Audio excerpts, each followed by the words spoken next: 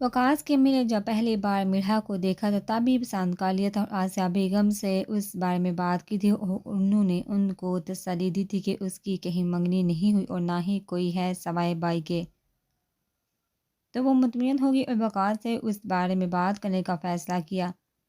شروع میں تو وہ بس وقاص کو تانگ کرنا چاہتی تھی، لیکن وہ خود جذباتی ہو کے ان کو بھی جذباتی کر کے چلا گیا۔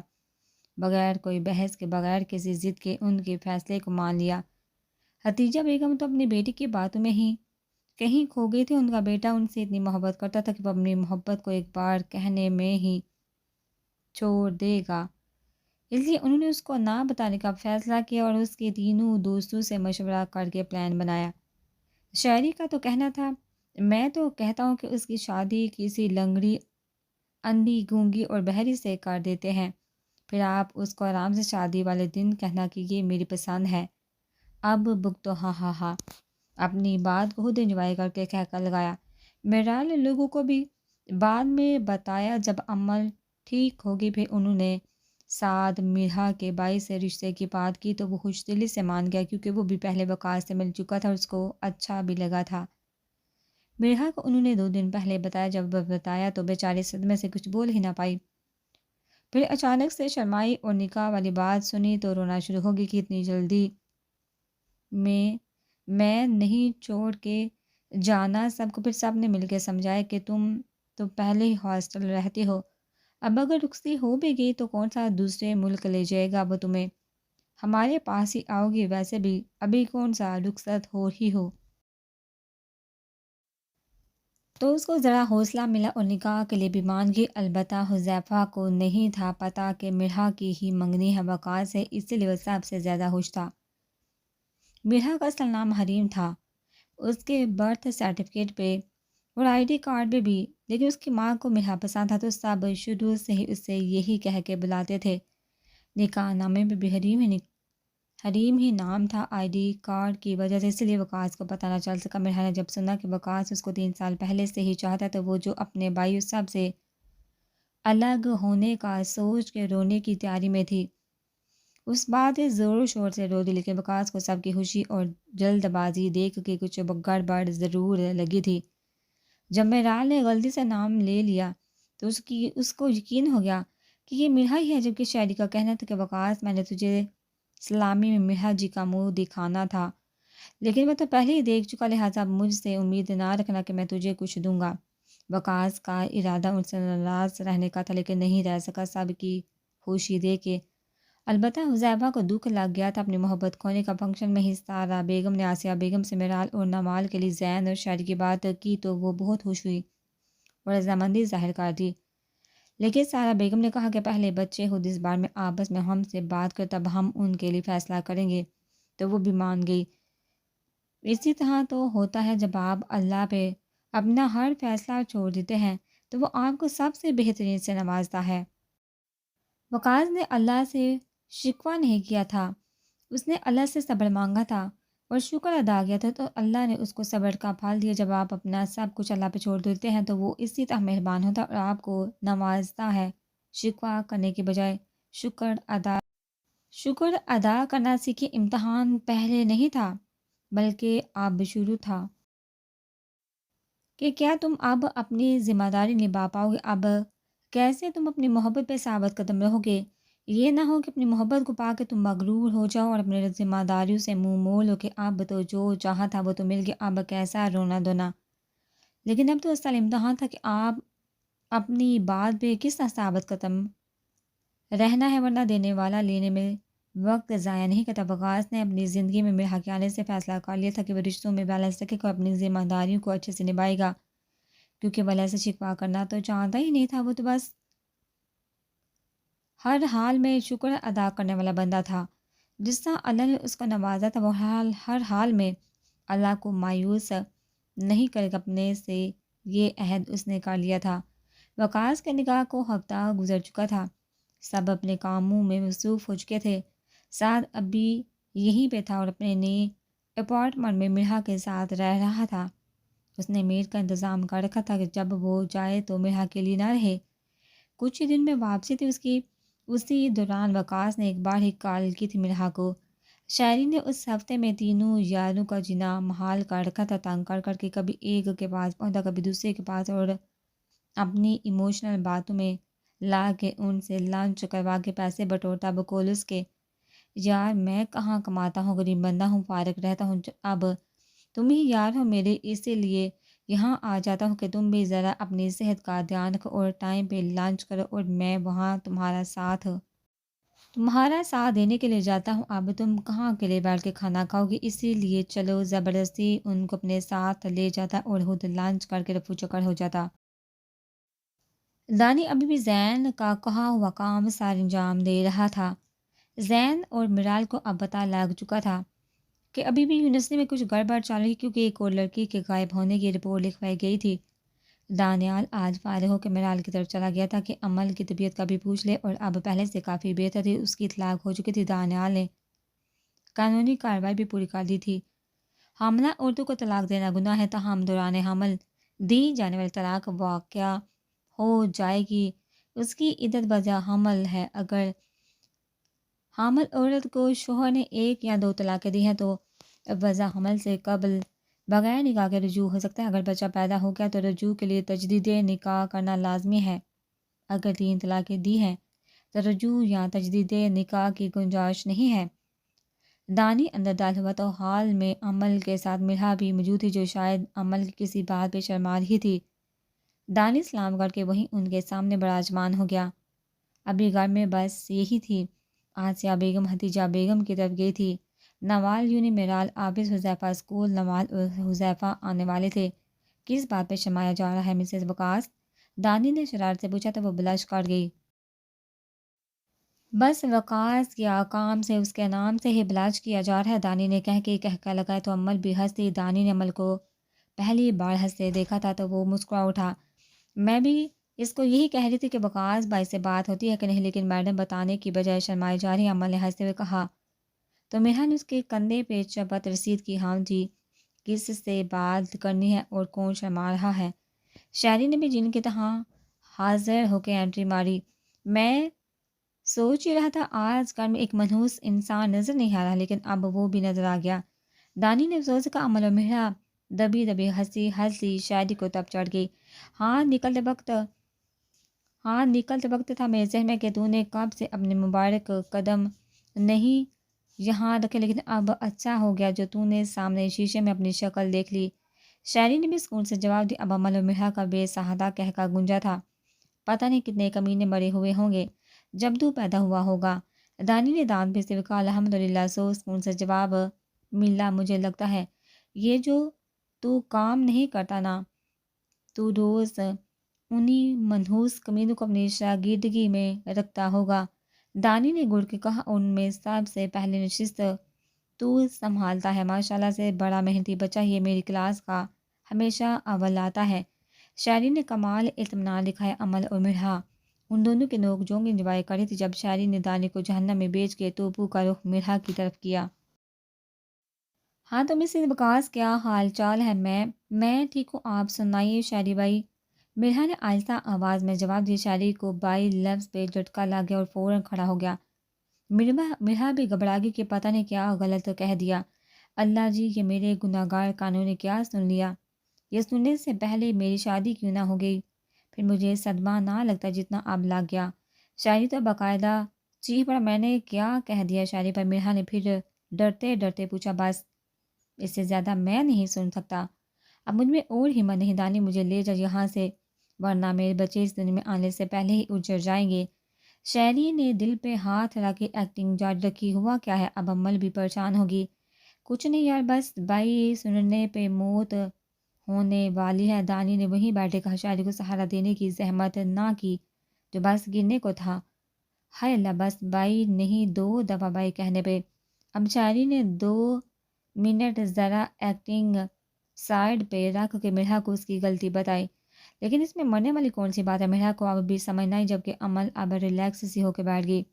مسز وقاص، میں آپ کو بتاتا چلوں کہ اگر وقاص کی آپ پہ گندی نظر نہ ہوتی تو میری صاف سی نظر تھی آپ پہ، یعنی میں شاعری پہلے اپنی وچ پہ فدا ہوا تھا، پھر میرال جی اور آپ پہ، اس لیے آپ مجھے بھائی کہنے کا گناہ نہ کرے۔ مانا کیا کہ بھائی یہاں پہ نہیں رہتے ہیں، اور آپ کو شدید خواہش ہوتی ہے کسی کو بائی کہنے کی تو آپ یہ کام وقاص صاحب کو کہہ کے کاٹ سکتے ہیں، لیکن مجھے بائی والی نظر سے بالکل نہیں دیکھنا۔ باقیوں کو شوق سے بائی کہہ سکتی ہیں۔ شاعری نے انتہائی سنجیدگی اور افسوس سے مرحا کو اس کی غلطی بتائی، لیکن جب شاعری نے کہا کہ وقاص کو کہہ کے شوق پورا کرے تو مرحا نے بے احتیاط استغفر اللہ کہا اور ہوا سے نظر شاعری پر ڈالی۔ بھلے صاحب کوئی ڈراتا ہے شاعری با، وہ کہہ ہی رہی تھی کہ شاعری پھر بیچ میں چیخ پڑا، بائی کہنے کی غلطی نہیں کرنی۔ شاعری نے گور کے بابر کروایا تو وہ اپنا منہ موڑ گئی ہبکی سے۔ او تھرڈ کلاس ایکٹر کام کی بات کر جس کے لیے آیا تھا۔ دانی نے مکہ جڑتے میں اس کو یاد دلایا۔ تو بتا دے ویسے بھی میرا موڈ آف ہو چکا ہے۔ دراصل ہم سب نے مل کے پلان بنایا ہے فارم ہاؤس جانے کا، تو آپ سب کل شام تک ریڈی رہے گا، ہم آپ کو پک کر لیں گے اور آپ بھی جائیں گی تاکہ آپ فریش سا فیل کر سکے۔ دانی نے اہم بات بتائی جس کی وجہ سے وہ یہاں آیا تھا اور ساتھ میں حکم کرنے والے انداز میں عمل کو مخاطب کیا۔ عمل تو اس کے مخاطب کرنے کے انداز پہ کڑ کے رہ گئی، شوہا نہ ہو تو، لیکن میری تو ڈیوٹی ہے۔ ابھی وہ کہہ رہی تھی جب شاعری نے اس کی بات کری، آپ کے اس چھچھوڑے لفنگے عرف معصوم شوہر نے ہی کہا ہے تو آپ کو لازمی آنا ہے، ورنہ آپ خود بات کر سکتی ہیں۔ ساتھ ہی موبائل نکال کے نمبر ڈائل کرنے لگا۔ ٹھیک ہے، جا رہی ان کو کال کیوں کر رہے ہیں؟ میرا فوراً سے بولے کہ وہ واقعی کال نہ کر، اس کا کوئی بھروسہ بھی نہ تھا۔ گڈ، ویسے بہت جلدی مان جاتی، اب وقاص کو کافی فائدہ ہونے والا ہے۔ شاعری نے شرارت سے کہا تو وہ پھر بلاش کر کے جاؤ یار، بات بات پہ گھبرا جاتی ہو، کہیں سے لگتا نہیں ہو کہ ڈاکٹر ہو۔ عمل نے بھی شرارت سے کہا اور اگر آپ ان کی نظر میں جان کے دیکھ لیں تو آپ بھی گھبرا کے ان کے سامنے دوبارہ نہ آئے۔ اب شاعری نے توپو کا روح عمل کی طرف موڑا۔ عمل نے بے ساختہ نظر اٹھا کے دانی کو دیکھا تو وہ واقعی اس کو گہری نظر سے دیکھ رہا تھا۔ اس بار عمل بھی بلاش کر کے بس یار اتنی سی بات کی مار ہے، لڑکیاں ایک میری والی ہے، ہلکی سی بات کرو تو شمارنے کے بجائے مارنے کو دوڑتی ہے۔ مکمل افسوس کا اظہار کیا گیا شاعری کی طرف سے، اس کی بات میں سب ہلکا سا ہنس دی۔ میرال راؤنڈ پہ نکلی تھی جب اس نے دیکھا کہ دو لڑکے بائک پہ سوار سگنل توڑ رہے ہیں اور شاید لڑکیوں کا پیچھا بھی کر رہے ہیں تو وہ ان کے پیچھے ہو لی۔ میرال آج یونیفارم میں نہیں تھی، لہٰذا لڑکیوں کو کوئی خبر نہ ہوئی کہ ان کی شامت آنے والی ہے۔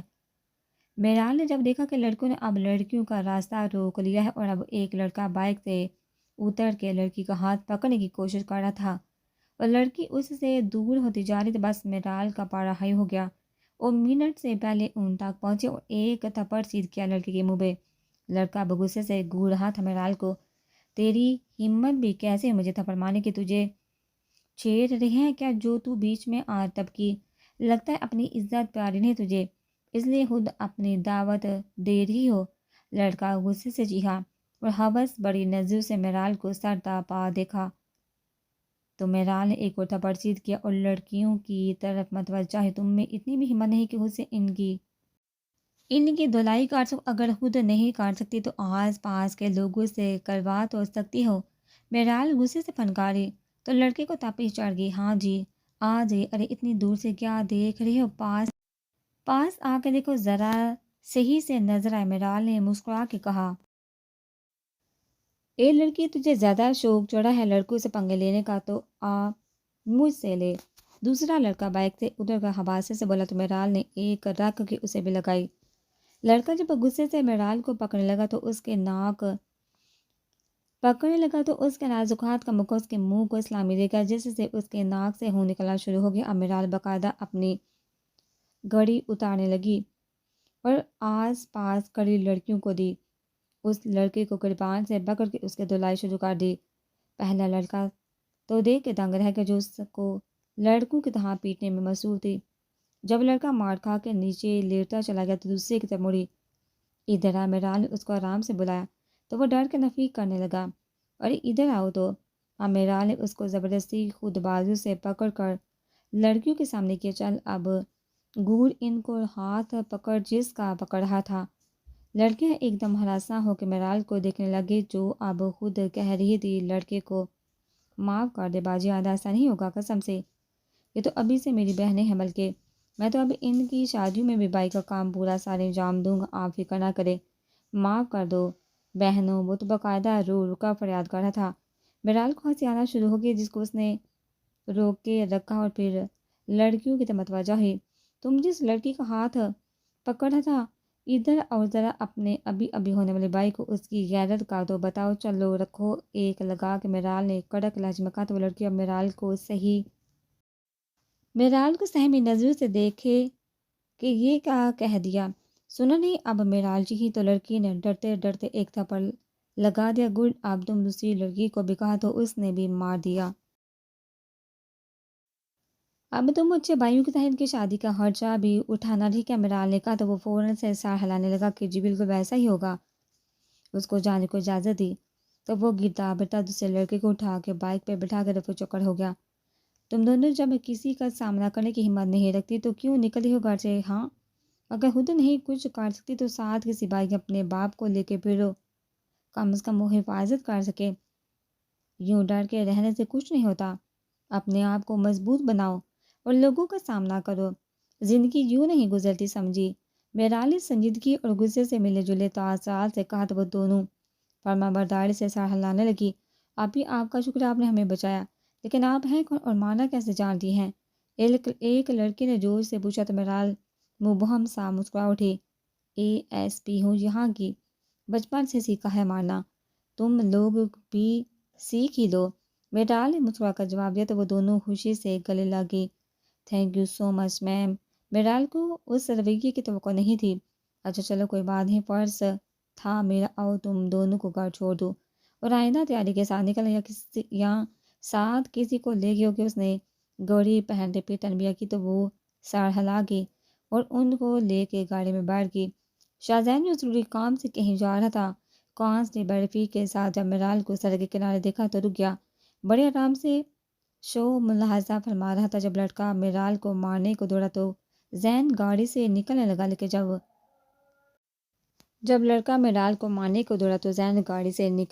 جب اس کی دھلائی ہوتی دیکھی تو دلکشی سے مسکرا اٹھا۔ ایمیں تو نہیں، مجھے یہ اچھی لگتی میری شیرنی، زین بڑبڑایا جو کانسٹیبل نے سن لیا۔ واگے سر رفیق نے بتیس سے نکال کے کہا تو زین نے گڑا تم ضرور یہ نہیں چاہتے ہو کہ تمہاری میڈم تمہیں بھی اسی لڑکے کی طرح مارے ہیں نا؟ زین نے نارمل سے کہا تو کانسٹیبل گڑبڑا گیا اور فوراً کہا نہیں بالکل نہیں سر، تو اپنی بکواس باندھ رکھو اور چلو۔ رفیق کو گاڑی چلانے کا حکم دیا کیونکہ اب میرال ان کو گاڑی میں بٹھا رہی تھی تو اس کے رکنے کا فائدہ بھی نہیں تھا۔ رفیق نے حکم کی تعمیل کرتے گاڑی آگے کی طرف بڑھا دی۔ میرال لڑکیوں کو ان کے گھر چھوڑ کے جب گھر پہنچی تو مرحا اور امل ٹیبل پہ کھانا لگا رہی تھی، جبکہ دانیال اور شاعری جا چکے تھے۔ نمل بیٹھی اپنے میک اپ ٹیوٹوریل دیکھ رہی تھی۔ آج کل اس کو میک اپ کا جنون سوار تھا۔ عمل کے گھر ہونے پہ اس کو چاہت سا اپنی قید میں کر لی تھی اور تیار کر کے چھوٹی سات بھائی بھی کچھ دیر میں آنے والے تھے۔ کل انہوں نے چلے جانا تھا تو آج کا کھانا ادھر ہی کھانا تھا۔ آسیہ بیگم حدیجہ بیگم کے ساتھ آنے والی تھی کیونکہ وہ بھی آج مدعو تھے کھانے پہ۔ بھائی مرحا کے سسرال والے ہیں۔ عمل سلام کر کے اپنے روم میں آئی، سب سے پہلے فریش ہو کے وضو کیا، مغرب کی نماز ادا کی، پھر نیچے آگے اس کے آنے تک سات بھائی امی اور وقاص سے ساتھ آ چکی تھی۔ وقاص ایک ضروری کال سے انہوں نے سائڈ پہ کیا۔ حذیفہ تو وقاص کو دیکھ کے کڑوے منہ بنا رہا تھا جیسے کڑوا بادام کھا لیا ہو۔ سب اب ٹیبل پہ آ گئے تھے۔ مرحا کے ساتھ والی چیئر خالی تھی جس پہ حذیفہ بیٹھنے کا ارادہ رکھتا تھا، لیکن وقاص اپنے ہی دھیان میں مرحا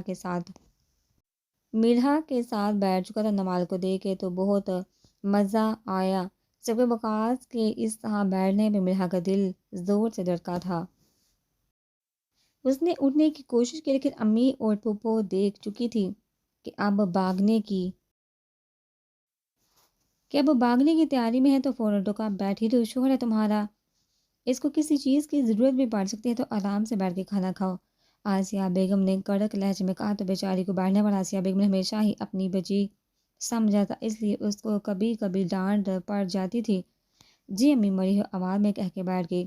البتہ اب کھانا نہیں تھا کھایا جانا، اسے سات بھائی بھی مسکرا دی اپنی بہن کی حرکت پہ۔ وقاص نے اپنی ہنسی روکی تھی، اس کی شکل دیکھ کے جو بس رونے والی تھی، اور چیئر تھوڑی سی نامحسوس انداز میں اس کی جانب کھسکائی تھی۔ مرحا کھانا کھاؤ یار، کب سے گھورے جا رہی ہو؟ میرال اس کو مسلسل پلیٹ میں گھونٹ پایا تو بول اٹھے، لیکن اس نے بے بسی سے میرال کو دیکھا تو میرال سمجھ کے ہلکا سا ہنسی، کیونکہ اس کو وقاص کے ساتھ بیٹھ کے گھبراہٹ ہو رہی تھی۔ نقاب ہے تو اس نے گھونگھٹ کیا تھا، اس لیے کوئی فیل نہ کر سکا، جبکہ اب وہ سب کے سامنے اس کے ساتھ جڑی بیٹھی تھی۔ کھا لے کھانا، میں آپ کو کچھ نہیں کہنے والا، ورنہ سب کے سامنے خود کھلاؤں گا، پھر شکایت مت کیجیے گا۔ وقاص نے اس کے کان کے قریب جھک کے سرگوشی کی تو وہ اپنا سر مزید جھکا گئی اور آہستہ آہستہ کھانا شروع کر دیا۔ وقاص ہلکا سا مسکرا اٹھا۔ بھائی وقاص اتنے بڑے لگتے ہیں نا مرحا کے سامنے، تو وہ ڈر گئی وقاص بھائی سے، اس لیے کھانا نہیں کھا رہی۔ حذیفہ سے برداشت نہیں ہو رہا تھا وقاص کا مرحا کے ساتھ بیٹھنا، اس کی بات پہ وقاص کو اچھو ہی لگ گیا۔ تو مرحا بھی گھبرا گئی کہ اب کیا کر۔ جب میرال نے کوہنی ماری تو ہوش میں آ کے فوراً پانی کا گلاس خود اس کے منہ کو لگایا۔ ٹینڈے خود کو دیکھ کے بعد کے کر ماں وہ تیرے ساتھ بیٹھی تو اس کو یہ لگنا تھا کہ وہ اپنے بچے کے ساتھ کھانا کھا رہی ہے۔ نمال نے حسب عادت ایک چوبت رسید کرتے ہوئے کہا تو حذیفہ نے گھڑا البتہ سب ہنس دیے۔ مرحا بھی حذیفہ کو دیکھ کے مسکرا اٹھی۔ ایویں بچہ لگنا تھا، اچھا خاصا لڑکا ہوں میں، 2 3 سال صبر کر لیتے اب سب تو میں نے شادی کر لینی تھی مرحا سے۔ پتہ نہیں اب سب کو کیا نظر آ گیا اس سڑ میں جو آپ سے صبر ہی نہ ہوا اور ان کو اس بڈھے سے باندھ دیا۔ حذیفہ کا غصہ کسی صورت کم ہونے کا نام نہیں لے رہا تھا اور نہ ہی وقاص کی گولیوں کا اثر لے رہا تھا۔ ارے میرے بھائی وہ کیا ہے نا، تیرے اس سڑو بھائی کو میری بہن پسند آ گئی تھی، اس لیے میں نے شادی کرا دی۔ اب اگر تم مجھ سے پہلے ہی مانگ لیتے میری بہن کا ہاتھ تو میں تمہیں دے دیتا۔